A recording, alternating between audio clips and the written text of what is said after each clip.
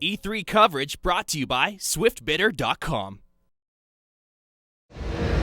Hey, it's DM here at E3 2010. We're here at the Ubisoft booth talking about Assassin's Creed Brotherhood. I'm here with Jean-Francois from Ubisoft, and a couple of questions actually right off the bat. We're looking at a game that's described as a sequel to Assassin's Creed 2. How is this different from a full expansion? It's not an expansion pack. It's not a mission pack or anything. It's a full scoped single-player campaign. It's a sequel in the sense that it's a continuing story of Ezio Auditore from Assassin's Creed 2. It's set in Rome this time around, and basically we're just going to finish the story and start closing the doors that we've been opening in regards to Desmond Miles' story as well. So we're going to get a good sense of where Desmond Miles' story is going to go, leading up to what I'm assuming is Assassin's Creed 3? Well, 3 comes after 2, so yeah, that would be a good assumption, absolutely. Okay, so this is filling in the gaps between those two games. Well, it's not as much as filling the gaps as that we really wanted to. There's a lot left to say about the Ezio story. Ezio in Assassin's Creed 2 was all about a vengeance story about the murders of his father and brothers, growing up to become an assassin. This time around, he's much older, he's wiser, he's much more mature. He understands that there's a much bigger picture than just his own ego and his own history. So he's going to go to the heart of Rome, the heart of corruption and greed, and he's going to go head on with the Borgias this time around. But the Borgias have such an influence on the people of Rome.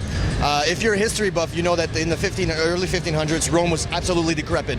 People were poor, they were starving, they were afraid, there were guards everywhere. It was unbelievable, and so Ezio, as skilled or as strong as he is, he can't really do it alone, so he'll end up recruiting a bunch of people and training them to become master assassins themselves.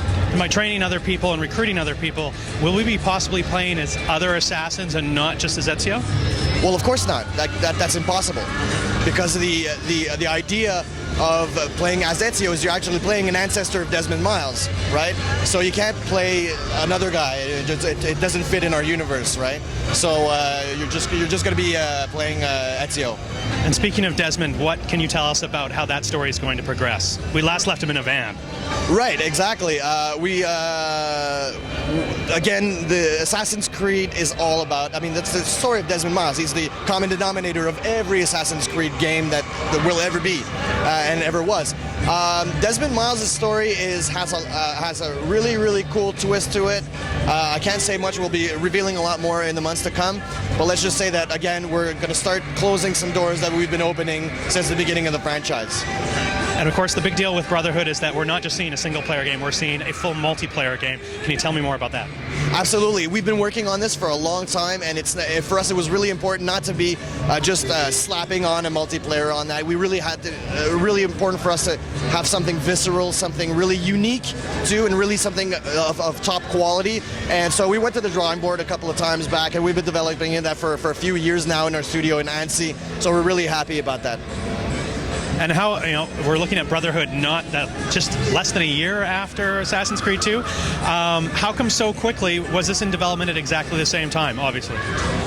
Well, there's a few reasons for that. First of all, in a development cycle, there's your conception, and then there's pre-production, then there's a ramp up of resources to do the game, and then after that there's a ramp down. Well, we didn't ramp down.